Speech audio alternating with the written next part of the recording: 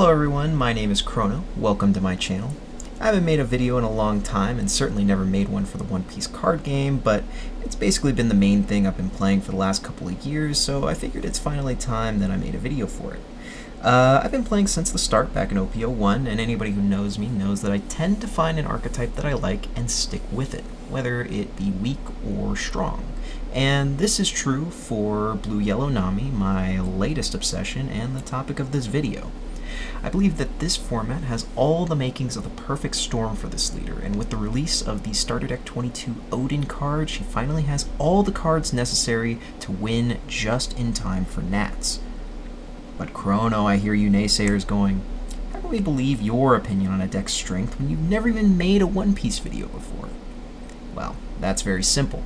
I piloted tons of different leaders over the past years through lots of different formats. Like there was that time that I brought Vivi back in OP04 to an offline regional when nobody believed in the deck, and then I proceeded to... Okay, but there was the other time I brought Blue Nami with a very interesting Tempo Navy package just in time for the RP Law meta, and in that one I went... Okay, fine. But then there was the next time when I brought Red Purple Uta in a different regional in which I... Okay, so I've been going 6-3 a lot at offline events, but I've got a really good feeling about Blue Yellow Nami here, and I mean a really good feeling. So let me break it down for you, starting with the card by card. First off, the Wano package. We have the Searcher Yamato to find any of the Wano cards in the deck, but it also doubles as a potential attacker since it becomes a 5k with just 2 Dawn attached. This is an absolutely fantastic ability when you compare it to other searchers who only have a base power of 2,000 that they would normally need 3 Dawn to make a similar swing. Next up, we've got our two 2Ks of the Wano package. First should come as no surprise, it is the Hiyori. And she is a 2K with a very relevant on-play that can stack our life, but it also triggers the draw effect of our leader if we weren't able to do so earlier in the turn, even if we had 8 cards in our hand at the start of the ability. Next up is the Hiyori. Yeah, we're playing both Hiyoris. Why, you might ask? Well, the other Wano 2Ks just don't really do anything. You got the 4-cost Kinemon, who only triggers if you're a Wano leader, so for us he's just a vanilla 4-mana 5k, and then the 5-cost 4k Yamato with Rush that takes a life from you as an on-play. I used to play this Yamato prior to the Odin being an inclusion in the deck. It didn't really come up all that often, as a 4k for 5 Dawn really is just too much of an investment most of the time. You'd rather just drag the game out if possible and try to win on your next turn, rather than relying on a surprise swing out of your hand. Meanwhile, the other Hiyori for 2 cost is capable of buffing the Odin card, which we'll go over later, as a cheap body that you can just bounce back to your hand in case you didn't already have one on board. It's not perfect, but this use came up a lot more than either of the other 2Ks I previously mentioned. Next up is the primary attacker of our deck, that is Kikunojo, a 4-cost 6k that really needs no introduction. She's seen a lot of use over the years ever since she came out. You can either stack her in life with the Hiyori or just play it from hand. Either way, this card is a consistent threat that is annoying to remove, as her ability will heal you if she is KO'd. Then, of course, there's the blocker and healer of the Wano package, that is the Momonosuke 5-cost 6k blocker. I feel that this card is very slept on right now. He is great for a multitude of reasons. Obviously, you can put your Searcher or Hiyori back into your life if you use them early in the game, but you can also protect your Kikunojos if they are tapped from swinging by putting them back into your life, and if your opponent attacks you, they'll just pop right back out due to their trigger, ready to attack again. Now, if your opponent decides that they would rather just not attack you so that you don't get the Kikunojo, that's still fine. That's going to buy you a turn or two so that you can develop your larger threats. And speaking of larger threats, our next card is one of the largest ones in our deck, and that is the 7-cost Kozuki Odin. This card is a house, and the entire reason that this deck no longer fears removal-based control decks like Rob Lucci, Sakazuki, or Anel, which used to give us a fair amount of trouble. This card threatens to attack twice per turn, can bounce any of our small characters with useful on-plays back into our hand for additional value, and even protects itself from removal effect as a non-once per turn for the low cost of just 2 cards out of our hand. And as we are a blue deck, we draw plenty of cards, we will be able to protect it. I really cannot overstate how much this card does for this deck in the matchups that it is good in. It is great in. Other matchups, well, you don't really play it, but that's fine because we were winning those matchups anyway. Next up, we've got our removal options. 5 costs are back in the meta, and 5 is the number that Nami excels at targeting. We've got Nojiko, a unique card for Nami only that can bounce them back to the hand, and Zeus, which we can use to KO them with at the cost of a life. This does also proc our leader, much like the Hiyori does, and so if we haven't been able to deal damage to our opponent that turn, then we will still get our card draw. And it's important to be proccing Nami's card draw effect every turn so that we keep our hand healthy. Both of these answer the 5 drops of the meta for just 2 Dawn, so they can put us head on board if we have fallen behind, or take a commanding lead if we were already on the board ourselves. Additionally then, since they are character cards, we can use our effects that bounce them back to hand, like the previously mentioned Odin, for additional use, either as counterpower or to remove a 5 cost again. Next up, we've got Red Rock, which is basically our panic button in case a big scary character hits the board and we are not able to deal with it any other way. It's a little bit clunky and usually will take most of our turn in order to actually deal with that character, but for some characters it really is just worth it, usually being the 10 drops that get slammed down like Dofi or Shanks or Teach. Sometimes even the 8-drop Mihawk, though, can be a good target to get rid of, as blockers will get use every single turn even if they aren't swinging. If Shanks and Blackbeard were more popular, then this card would probably go to a 4 of in the deck, but usually just having 1 per game is good enough, even for those matchups where it is excellent in. Next up, we do have our useful on-plays. These are things that we can use and then bounce back to hand with to reuse with Odin's effect. First is our Vivi card. This is a card that draws 2 cards as long as we had 6 cards or less in our hand when we played it down from hand. It's very good if we go first as our 3 Dawn turn to just draw 2 with it, and then we swing our leader. If they take the damage, we get to draw again. So there's not really anything else we want to develop on our 3 Dawn turn. Otherwise, a lot of times we're just sticking Dawn on our leader and attacking, so this just helps us keep lots of cards in our hand and find the pieces that we will need for whatever matchup we are in. Next, we've got Pudding, a hugely punishing card for any opponent that takes too much damage too early, or just accumulates a large hand size for whatever reason. A lot of times Blue-Purple Luffy, Kuzan, well, any deck with blue in it is going to end up with more than 7 cards at some point, and Pudding can just reset them back to the Stone Age if that's the case.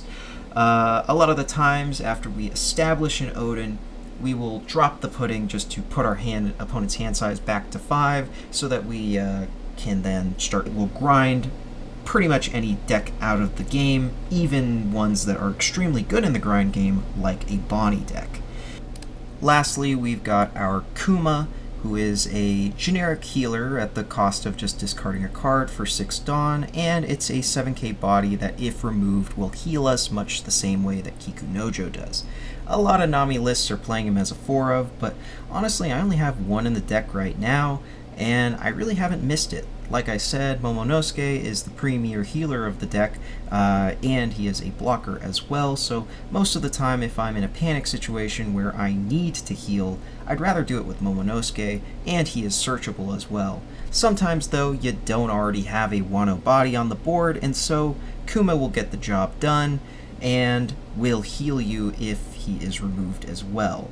Really, this is only relevant against Zoro most of the time. Zoro will want to get value out of his leader effect to swing into a body and then restand and then swing again, But against a card like Kuma, he will just be healing you by doing so, so if he wants to close out the game, then he won't be able to easily remove the Kuma. And then Kuma can just continue to pressure and pressure and pressure, which is exactly how you beat Zoro in the first place. Lastly, we do have the odds and ends of the deck. That is the 2-cost Teach, the 8-cost Kid, and then the Slave Arrow. Slave Arrow is a 1-cost defensive event that can be used much the same as Odin to bounce back our useful on-play characters so we can get further use out of them, and it also gives us a huge boost to our counter power, plus 4k. It can keep us alive in case our opponent just tries to swing big while we have no life. This card is really good for protecting our Odin as well if they try to swing into him, and can also be used on a character that is being attacked to stop the attack from occurring.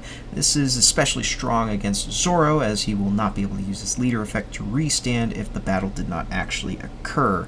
A lot of times Zoro will swing into something like a Momonosuke after resting it, and you can just bounce the Momonosuke back to hand. They won't be able to restand, and you'll get your Momonosuke to heal again. I used to have Slave Arrow as a 4 of, but at 2 I haven't really missed it. Most of the time you only need 1 per game in the final turns just to keep you alive, so you'll usually have plenty of time to find it. Teach and Kid, on the other hand, are just here to beat the blue-purple Luffy deck, which is otherwise our worst matchup. Teach allows you to trade in cards for larger attacks by attaching Rested Dawn to your leader or characters. Nami is a deck that gets to draw additional cards, so this drawback doesn't hurt us as much, but most of the time we're not going to be playing Teach unless we are specifically playing against a deck like Blue-Purple Luffy, where big swings matter to pressure them as quickly as possible so they cannot drag us into the late game that they would be winning in. Kid, additionally, will be burning life rather than adding it to our opponent's hand, and then is a 9k body, so he's really difficult for your opponent to swing into and remove. In fact, if they do, we'd prefer it because he's very easy to defend with our hand, rather than trying to defend our 7k leader from any large swings that Blue-Purple would be doing. And so that's the deck list. Let's take a look at some of the games for the matchups we'll be expecting to see this format. First up, let's go ahead and take a look at Zoro. We did win the die roll, so we are choosing to go second. What we're looking for in our mulligan is basically anything that we can play early just to contest their searchers.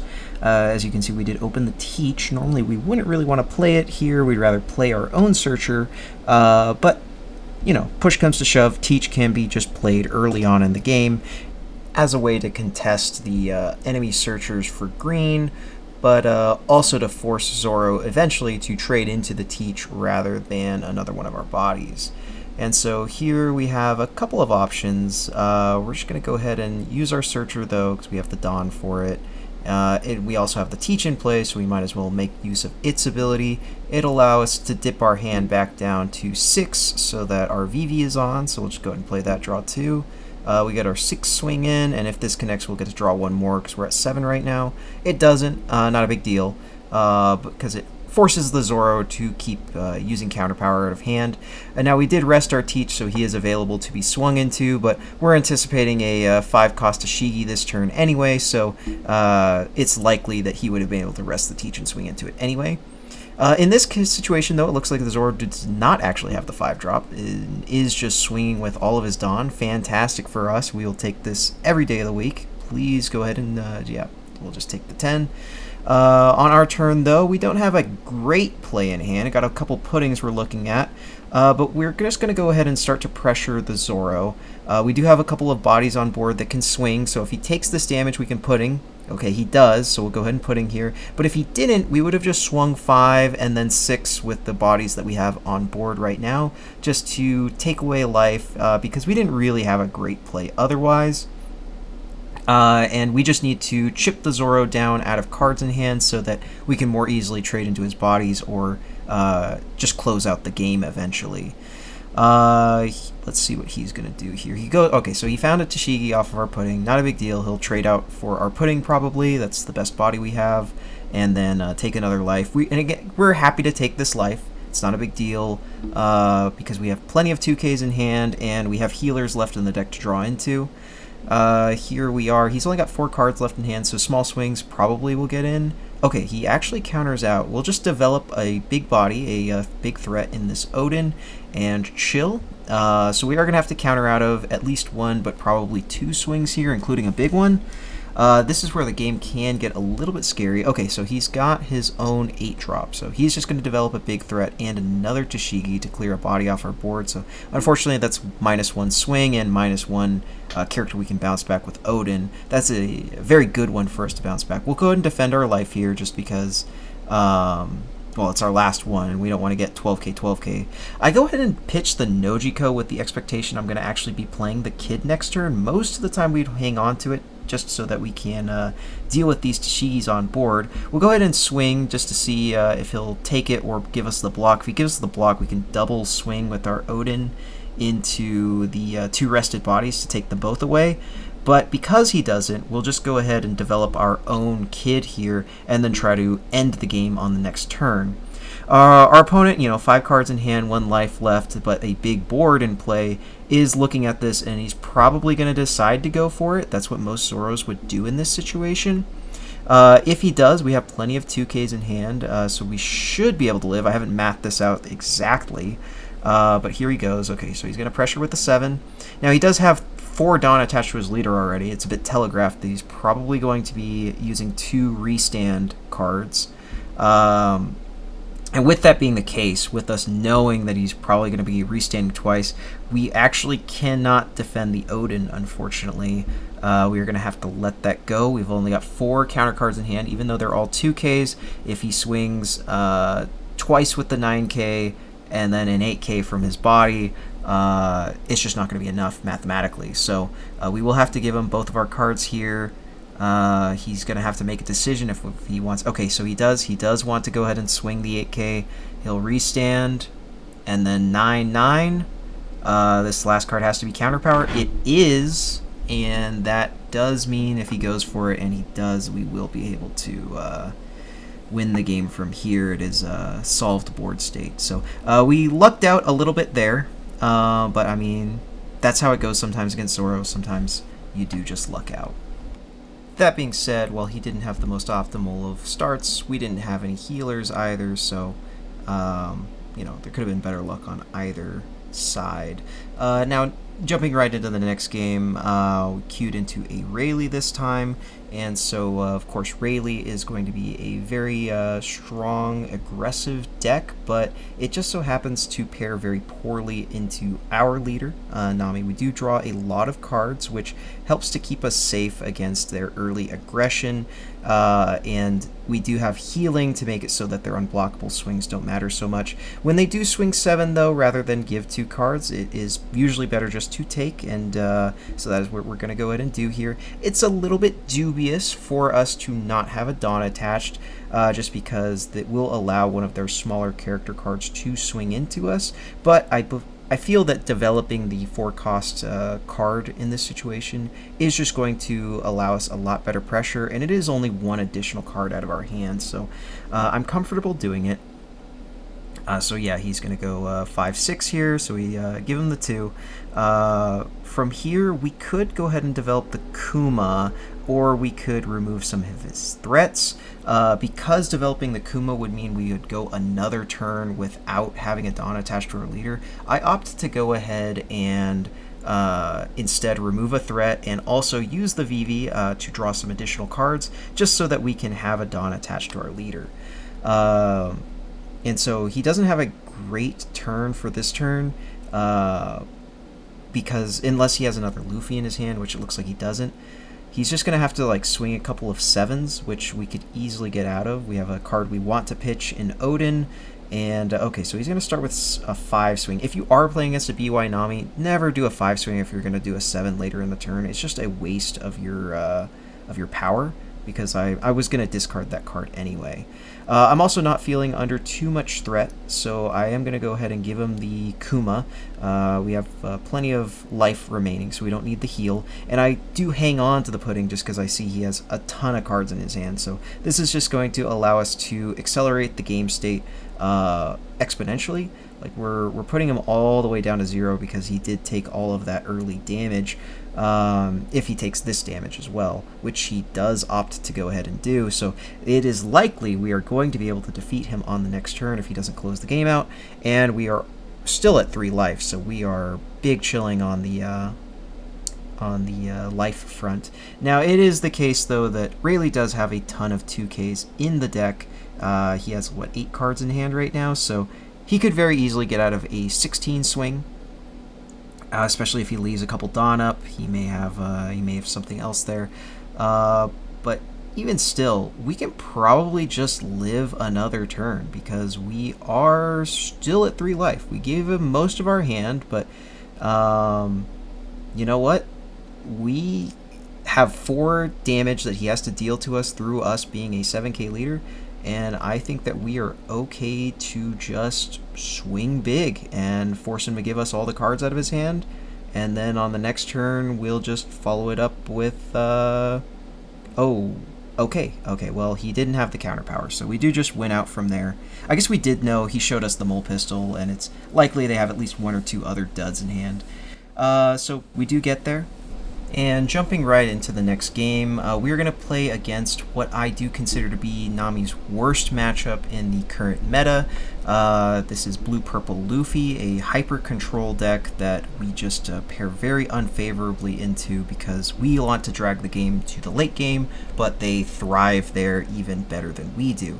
So we do need a couple of cards in this matchup, the first being the Teach card, which we did fortunately open, and the second being the Kid card. Those are our techs to beat the deck, and fortunately, like I said, we do have the Kid here. Actually, we cannot grab the Kid, but we can grab the Odin, which is still a useful tool, just not quite as good as the Kid.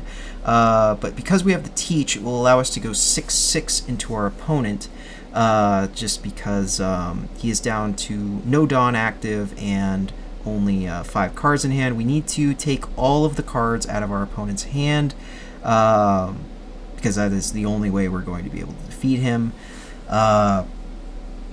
Now, we do have to give him our Teach in this case as a result. We likely are not going to be able to counter it because we don't have 2/2Ks. He does have a removal spell anyway, so not a big deal. We're going to go ahead and hold on to our life from here, though, because once we're down to 2 life, suddenly 2 9Ks and the leaders start to be very scary in being able to just game us. But we took the first one because I was really hoping we'd just get a Kikunojo trigger off the top. Now, this was a very unfortunate thing that happened, which was I tried to snipe out his Thunder Bagua. He was holding 2 Dawn up. He's got 2 life left. He has 7 Dawn total. He definitely wants to Thunder Bagua to get to the 8. And so I just go for the pudding. I try to snipe the Thunder Bagua out of his hand so that I can still pressure the hand, even though pudding didn't actually take a card out in total. And then it's disastrous. He has a Sanji plus a Mihawk off the top. He has 2 9Ks in play.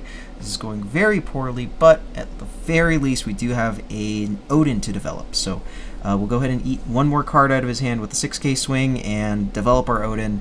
This might be our only way to victory, is hopefully we can just live this turn, and then he doesn't have counter power in his hand, but he did just have a Gum Gum Giant, so we are very unlikely going to be able to defeat him on the next turn. We'll have to give him 2 cards because he does have his 1 of Red Rock to try to remove the Odin, and then, well, here comes the swings, ladies and gentlemen. We will take the 9, just because I don't want to give him 3 cards, and then we'll take the other 9, and then we got a 6 incoming. Not a big deal. So we're going to have to somehow stall the game out 1 more turn. So let's see if we can do that. We'll go ahead and swing 6 just to try to draw a card. Our opponent will likely counter out of this, and he does. Gives us a 2K, though, so that's pretty decent. We'll try the 8. He gives us the Gum Gum Giant. That is actually a good sign, because it means that he likely doesn't have a lot of counter left in his hand. But and wouldn't you know it, we draw the healer right off the top, but we'll just go ahead and develop the Kid. It draws us 1 additional card and lets us sift a no counter out of our hand, but to be honest, we're bluffing with this 1 Dawn up. He decides to develop 2 more 9-drops to guarantee he's going to have game on the follow-up, which is yeah, very interesting because he probably, even if we have the slave arrow with our one Dawn up, we probably are going to die anyway, which he's going to realize right now as we give him our whole hand except for one card. And he's going to go for it, which is definitely the wrong choice. We are going to be able to win off of this because he has no Dawn up. Even if he had a Gum Gum Giant, he couldn't use it. I mean, people do make mistakes all the time in tournament, but yeah, this definitely was going to be a game loss otherwise if our opponent either chose to just go slow and hold up Dawn for counter events. He could have even traded out into my board at that point, and it still would have been a losing situation for me, but here we are winning a game we probably shouldn't have. Jumping right into the next one, we're going to swap the gears a bit from an unfavorable matchup to what I consider to be what is basically an unlosable matchup, especially if the Enel player is going to go for the starving strategy, which is common for them, just because Kozuki Odin is a card that this deck just really doesn't have an answer to. And so we're just going to try to draw as many Kozuki Odins as we can, develop them, and then leverage their ability to just pressure while keeping cards in our hand to close out the game. Fortunately, we do already have one in our hand. We are happy to give him a body, and sure, yeah, he can go ahead and Kuz on us. We discard a card, but the fantastic thing about Nami is even though he's going to be able to deny us cards, we just draw more with our leader effect, so it's really not a big deal. And look at this, we also have ways to take our own life to develop and remove his bodies. And fortunately, we do find another Kozuki Odin. Fantastic for us. I'll just go ahead and swing a 6 and leave one up for our slave arrow, which we do have in hand, just in case he gets wise and just starts swinging big, because frankly speaking, that's probably all Enel's really going to be able to do this turn. And we want to get the Zeus back into our hand anyway, just in case he continues to starve. Now he's going to go ahead and develop a Gadatsu, take our Searcher, which is actually kind of an annoying thing that he's done, and he decides not to swing, actually. Again, they like to starve. They want to keep us healthy so that they can use their cards that care about our life cards to remove our bodies. But once we play this Odin, he's going to realize, okay, wait a minute, I actually can't deal with this Odin at all. So we have another one to play as well right afterward, and he's starting to get to 0 life. So what is likely going to happen here is, okay, so he's going to make us discard 2. Not a big deal, we'll just go ahead and discard 2. And then we don't have a Dawn attached, which is a bit of a bait. We do want him to turn this Gadatsu sideways so that we can kill it. And we're also not particularly afraid to dip down to 3 or even 2 life. Okay, we get another Odin. So we'll go ahead and swing into the Gadatsu, see if he wants to give it to us. And he's really thinking about this one. But we're just going to swing into with the Odin next. We're going to do that anyway. We do have 8 Dawn left, so we can develop another Odin and hold up 1 for bouncing our Zeus back. So even if he swings big into it with, like, say, an Enel out of hand, that would be a 12k swing, and then an 8k with Katakuri, that's really only like 3 cards out of our hand, and we draw 1 back with Zeus, so it's really only 2. And then he'll swing 5 into our leader, and we can just give him our last Odin. We only need 2 on the board, 3 is overkill. We can start leveraging these Odins to swing, and it should be enough to close out the game probably next turn, but yeah, he's really thinking. We've put him into a tough spot here, and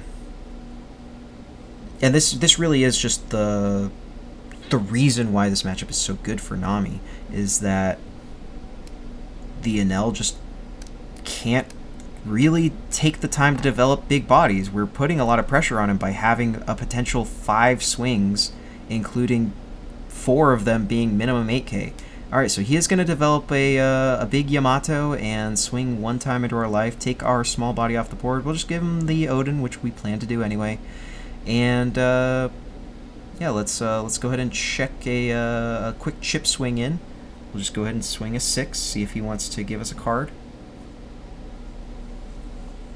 And he does, and why wouldn't he, because we are presenting still potential lethal. But yeah, we'll just go ahead and clear his bodies. And Enel will tend to lose the game once his hand is depleted.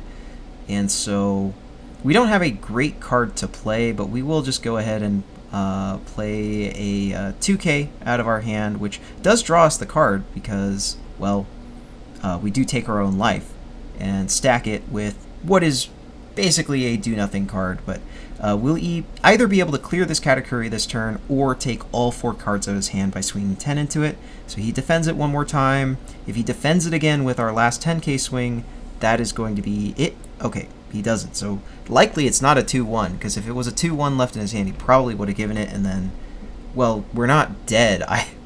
Okay, so he just goes 9 into our life. We'll take that, get the card that we stacked. It's not a big deal. Now, fortunately, we did draw into a Searcher, so we can drag this game out as long as the Enel wants to play. Like, he can drag the game out, but we can drag the game out. We have healing, and okay, so he's just going to play a blocker, which takes his own life. Very interesting that he would do that. But I guess he didn't have any other plays in his hand. So from here, our game plan is very simple. We'll just go ahead and threaten the Yamato. Show him that, you know, it's either his hand or this character. And he decides, well, no matter what he decides, you know, it really doesn't matter. Okay, so he decides to save it. We'll go ahead and play our Searcher, grab any old card. We'll get a 2K, sure. And then swing 11 again. And he either will give us both of his cards, give us the blocker, or give us the Yamato, and we are cool with any of those options.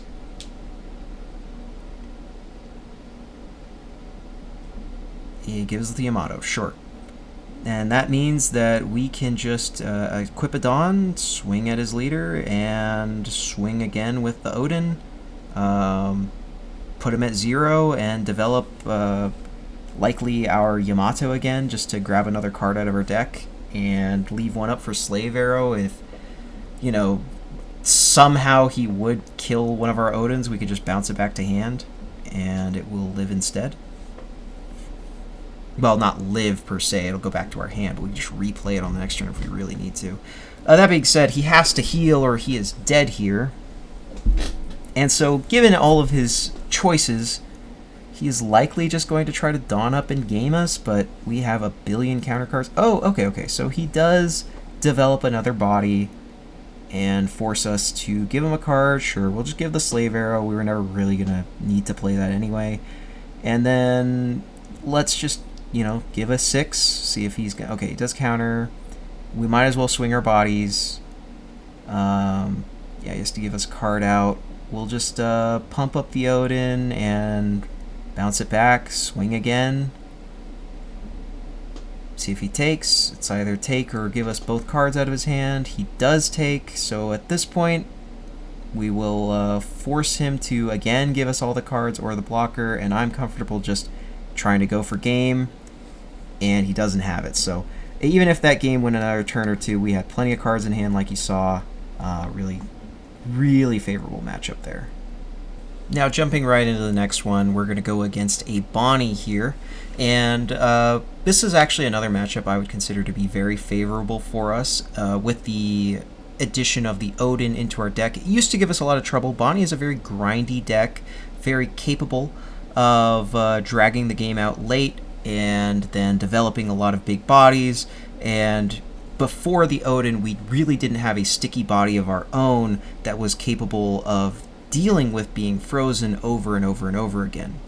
But now that we do, this matchup is greatly simplified. It's still very grindy. It's probably still going to go to the late game, but I've found more often than not that that actually favors us, as we have access to healing, and we have access to Red Rock to remove a couple of their larger threats, such as Kid or Dofi, and that is something that would take their entire turn to develop.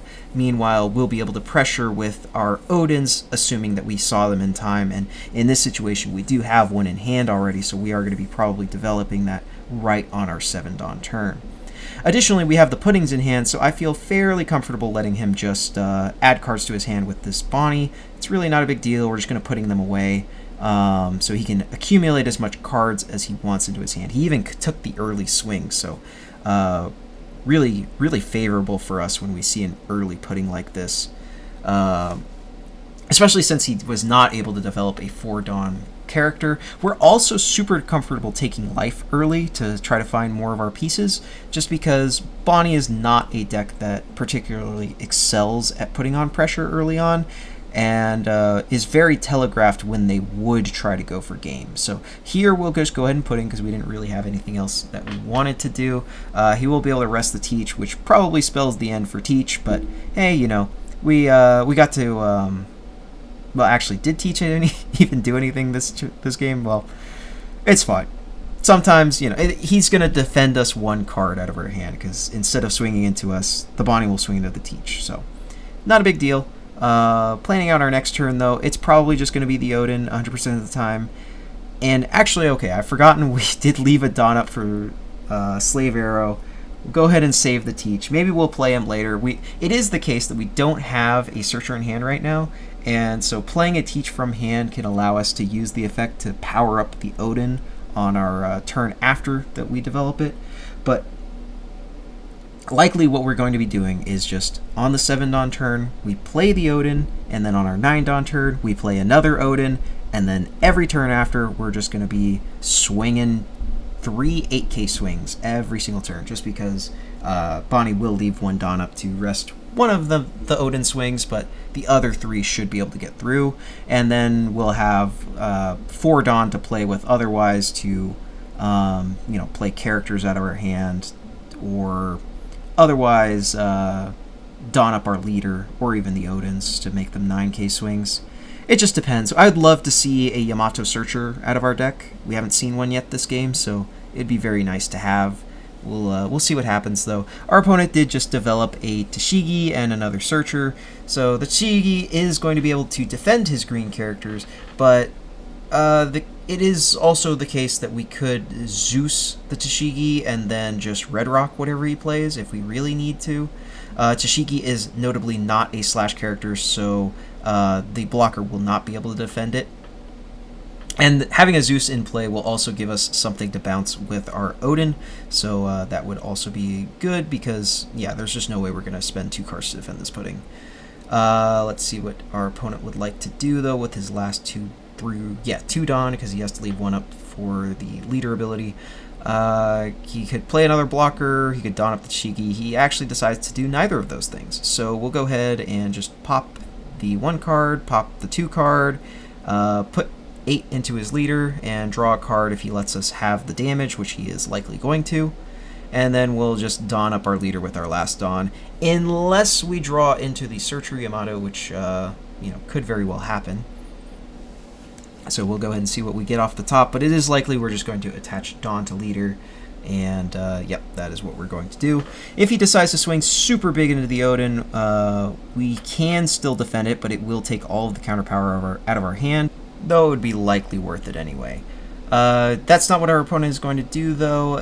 He is just going to play the Dofi 10-drop to freeze our kid and our leader.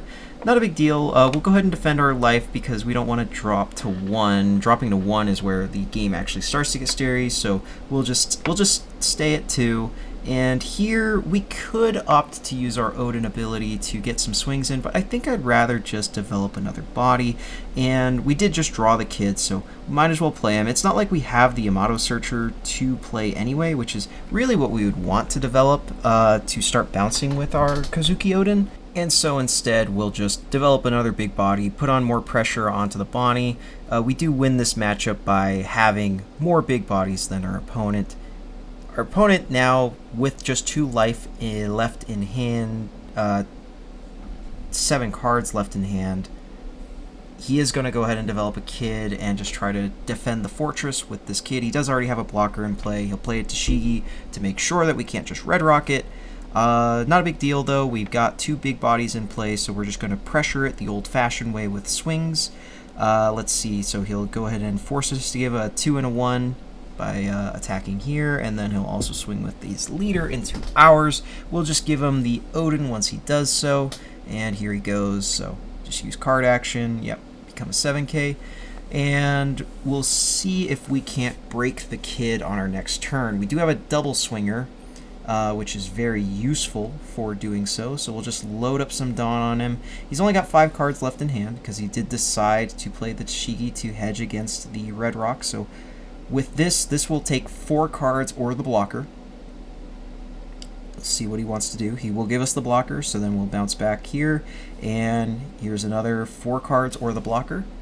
Or, well, in this case, it would just be the kid. The kid either dies or we get 4 cards out of his hand. Minimum. It could be all of them if he only has 3 2Ks. It looks like he has less than 3 2Ks in hand, though, because instead the kid died. So, we are super safe. We are not going to be dead this turn. And our opponent is looking at only 5 cards left in hand with 2 cards left in his life pool.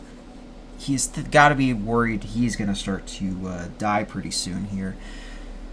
So he might have another Dofi, would probably be the best play, or he could have another kid, and that's really his 2 best options. Instead, it looks like he's just going to opt to try to kill our Odin. We can defend it fairly easily with 4 2Ks out of our hand. It does dip us low on cards, but we're really, again, not afraid of being dead, so we're comfortable giving it to him, and now we are in a prime position to either 1, kill his Dofi card, or 2, close out the game. And so here our opponent decides to swing with their leader, just a 5K. They'll probably develop a blocker here and try to just live. That would be what I expect anyway. And instead they've actually attached 4 Dawn to their leader. That might have been a misclick. Very unfortunate if that is the case. And yep, alright, well, F indeed. So they'll go ahead and surrender from there. Looking at their hand, though, they only had 3K worth of counter power left anyway. They did have another kid, but again, they chose not to develop it. They wouldn't have been able to develop a blocker with it. So this was likely going to be a game win anyway, even if he didn't misclick, and instead he played the Eroge, which was probably what he would have played if he had played anything. Next, we'll showcase a match against the Shanks. This is another deck that has been surprisingly popping back up into the meta, and one that we are actually pretty 50-50 with. It depends how many of their 4-cost 6Ks they are able to stick, and as a result, we are going to mulligan to try to find as many Nojikos and Zeuses as possible. Those are our best cards in the matchup to try to get rid of those, and so that's what we are going to be looking for. Fortunately, we did get 1 of each, so we'll just go ahead and play a Teach, though. He's likely going to swing a 5 and then develop a 4-cost blocker. That's just what they usually do. I will go ahead and give them the Vivi just because I don't think we're going to be developing that anytime soon, especially since, yeah, we're just going to go ahead and get rid of that. It is the most annoying thing in the world if they stick multiple of those 6K blockers that turn all of their cards into 2K counters.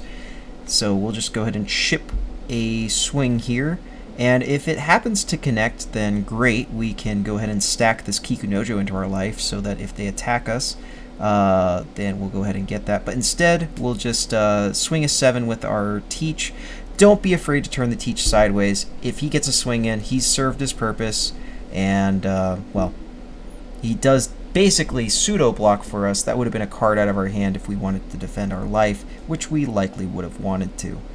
And so we have a couple of options here, and I've opted to simply heal plus stack a Kikunojo into our life. We did a cheeky 5K swing, but you know, Shanks isn't going to fall for that. He goes and he uses his leader effect, puts us at 4K. So what would really be nice, though, is if we could find a pudding and then start swinging. Though he will go ahead and give us the Kikunojo. Maybe he didn't see that one coming, or, well, maybe he just doesn't really care if we have it. We still don't have the pudding, so instead we'll just go ahead and develop our kid, but we'll get a couple 6K swings in first, just to see if he wants to give us a damage. And he won't, which is fine. We'll get our big body in play, discard a card. all of the cards in our hand have counter power, including quite a few 2Ks, so we will be able to, at the very least, hang on to this kid, but we probably are going to be saying goodbye to the Kiku Nojo.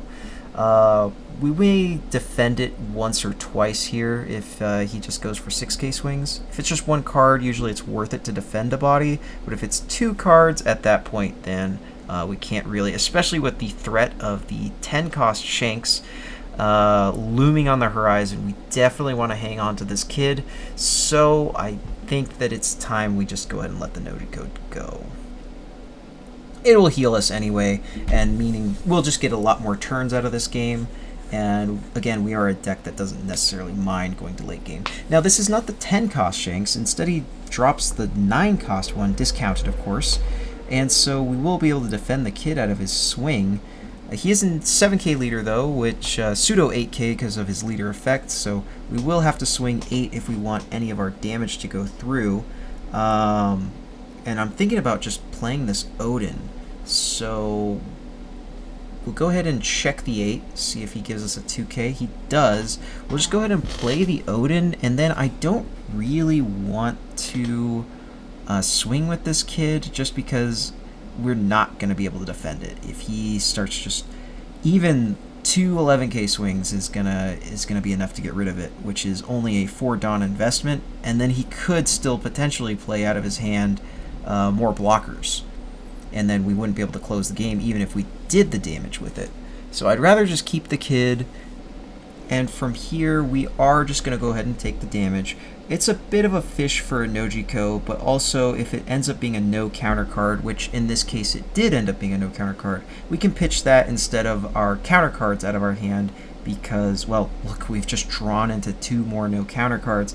If we had dumped a 1K and a 2K, or both of our 1Ks for that 7K swing, we would have actually ended up with 3 no counter cards in hand, and instead we have only got 2. So we've got a few options for this turn, though. We could just try to go for game, and it's actually very tempting here, but we don't have a Nojiko or Zeus in hand. We only have one on board, so we would need to bounce it with our Odin in order to actually get access to it. In the end, I think that I will check with the 9K swing here first, see if he has the leader effect plus 2K. In this case, he doesn't, so I might just being baited. And I don't want to get baited, so I mean, I'm thinking about just attaching like 5 Dawn onto our leader and then going 10, but instead I'll try to fish for our healing card. We don't find it, unfortunately. There is no Momonosuke here, so instead I'm thinking I'm just going to go 8-8 and then remove one of his threats with our Red Rock. But at the end, I do think better of it, and okay, so we'll see what happens here. Okay, so he just takes the damage. I'm just going to go ahead and establish a VV to draw 2 cards and bounce this Zeus back to my hand, and then swing again with the Odin. It ends up taking the blocker, which means that his hand is likely very little counter power. Kid does let us sift 1 more card, and so we just have to hope that we can live in this last turn. I know he has 5 potential swings. We've only got 2 life, but we are a 7K leader, and we've got 4 2Ks in hand. So I haven't mapped this out exactly. What is he gonna probably go like 9, 9, 10, 10, 11 is something he could do, or he could even potentially just not swing with the leader and instead go something like 9 with the ace, and then okay, but instead he is going after our bodies. We can just let the first one go. We really only need to hang on to 1, especially with this Red Rock in hand. Even if he has a blocker, we will be able to get rid of it and swing big. So I just want to hold on to this kid. I think it is worth, now that he's gone all the way down to 2 Dawn, to just hang on to it. Even if he swings a 10 with his guy here, we will be able to counter. And so he does just go ahead and let it go, and by it I mean the game. Yeah, it looks like he didn't have enough counter to get out of a 15K swing anyway. He only has 8 in hand, plus leader effect is 9, so we will go ahead and walk with that one. Jumping into the last matchup I'd like to showcase for this video is going to be the green-purple Luffy, what is basically a very powerful tempo, mid-rangey kind of deck that cares a lot about board presence. They do decide to go first, which is actually going to work out very well for us. We usually would want to go second anyway in this matchup for a number of reasons. Basically, we can go ahead and drop this Hiyori if we would like to stack a Kikunojo, or we could just drop our 1-cost character and equip a Dawn to be a little bit more defensive. We'll see what our opponent wants to do here. If they end up swinging 7, we are probably just going to take the damage, because again, this is a grindy matchup, which you may not necessarily realize looking at it, but every one of their cards could potentially be a plus 3k or a Gum Gum Giant, which turns their no counter cards into more counter. So they like to take damage early, and if they're at 0 life, you can't necessarily defeat them just by swinging big with like even a 19k a lot of times is not enough to get there. So what's usually a lot better is to slowly chip them down, swinging 5s early and then 6s later until they are completely out of cards. And so that is what we're going to be seeking to do right now. We'll just go ahead and check a 5. If they take the damage, then they'll be playing into the pudding that we already have in our hand, and if they don't, that's still a card out of their hand, and again, we do want to grind them down as much as possible. Since they took, I am pretty comfortable just establishing a Kikunojo. Unfortunately, we don't get the draw trigger, which we could have if we had done something a little bit different. We might have decided to instead swing a 5 with the Amato and then play the Hiyori, but we're already dipping down to 3 life because he hit us earlier, and so we may not necessarily want to take another swing. Instead of developing a Sanji Pudding, though, he only has the Zoro to play from his hand, which is very good for us because it means that he will not want a leader effect, which means his stage will not be online, which means that our Nojiko is online. And so, as you'll see soon, it does have a very favorable play for us. We can go ahead and just Nojiko back his 4-drop and then play the Pudding, and now he's back down to 5 cards. That means he's likely only going to be able to see 10 to 11 cards before this game is over, because we are going to keep on pressuring with our leader and then our Kikunojo. He actually takes the 5, which probably means he has a lot of spells and no counter cards in his hand right now, which is very good for us because, again, we're just going to be chipping 5s and chipping 6s until he goes down. He does hit a trigger here to take away one of our Dawn. It's a little bit annoying, but to be honest, it doesn't set us back too much. There wasn't a lot that we were going to be able to do anyway next turn. Maybe we establish the Kid, but we do need to Dawn up our leader in order to be able to hit him, so we probably weren't playing that Kid anyway.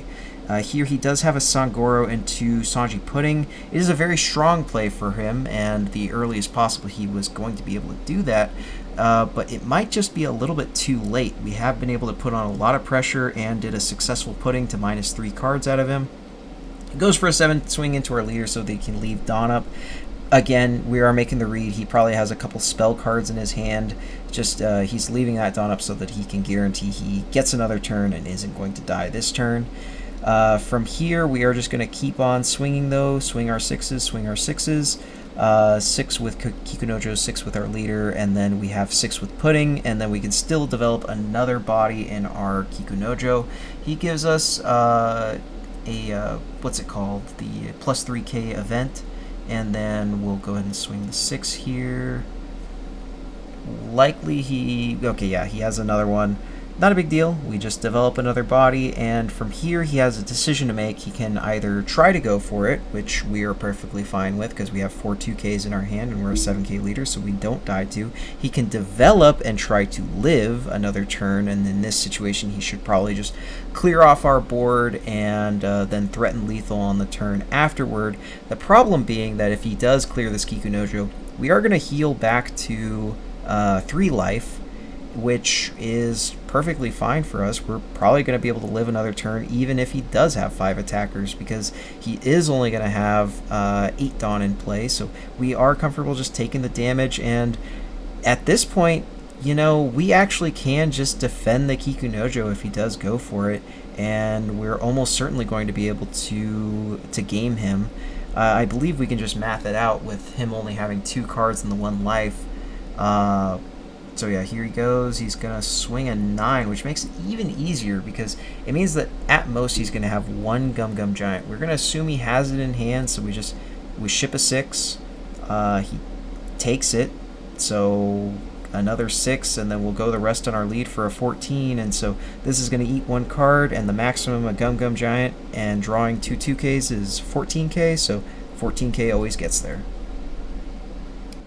Well, we're back with the deck, and hey, we won all the games. Okay, to be fair, those weren't ranked games. I was just picking the first player, playing each of the leaders that I wanted to show the matchups for in the lobby. And so, yes, there were some mistakes that were made, which may or may not have been game-winning for us. But I didn't just keep playing randoms until I won. Those really were just the first games that I queued into each of those leaders. And I hope that from those games you were able to see the potential of this deck and why it is that I'm just so confident in it. I played 250 ranked games this season with Nami, and currently I am in the top 10 of the ladder. Aside from Blue-Purple Luffy, everything else really is just 50-50 or better through my testing, and with some of the popular decks such as Rayleigh and Nell, we are extremely favored. Between the consistency of our draw power and our searchers, we almost always find the pieces that we need, and with our ability to heal, we're really hard to rush down, so opponents will be forced into a grind game with us, which is where our card draw really shows itself as being vastly superior. Even Zoro can't really easily chip through all of our life, as even if he has 2 of his events for 3 9K swings, as long as we still have a life left, we really only need 5 cards to get out of that, including 2 2Ks, 2 1Ks, and then any old card for the leader effect. And then the turn after, if he doesn't have another event, we could easily just Yamato, search for a Momo, drop the Momo, put a Yamato back into our life, and then let's say we have a Vivi in hand, we can play the Vivi, draw 2, and then if he takes damage from our board, we draw another one, and we're pretty much prepared to take another turn, even if he swings big again on us. And so, really, the synergies and the fluidity of this deck just make it super fun to play as you just accumulate more and more value out of each of your cards. I really could yap about this deck all day, but the bottom line is that I think it may very well be a top 3 or maybe even the top 1 deck of this format. I know that Blue-Purple Luffy is coming back in popularity, and with the addition of his loss of the 9-Mom, though, and our addition of the 8-drop kid into our deck, I really don't feel that this matchup is undoable, it's just a little bit unfavored. And let's say in your tourney run you only see 3 of that Blue-Purple Luffy, as long as you can even win 1 of those, you still end up as 7-2, assuming you won the rest of the games that you were even to favored in. And you may even just high roll against 2 of those Luffys, and then you're suddenly at X1. So, every deck has a few unfavorable matchups, but this one really only has the one, and it's not even that bad. It's a 40-60. So, despite this, though, her play rate is just incredibly low, and I feel it really just boils down to people haven't taken the time to give her a real chance. So, give her a try, and I think you'll see just what this deck can do.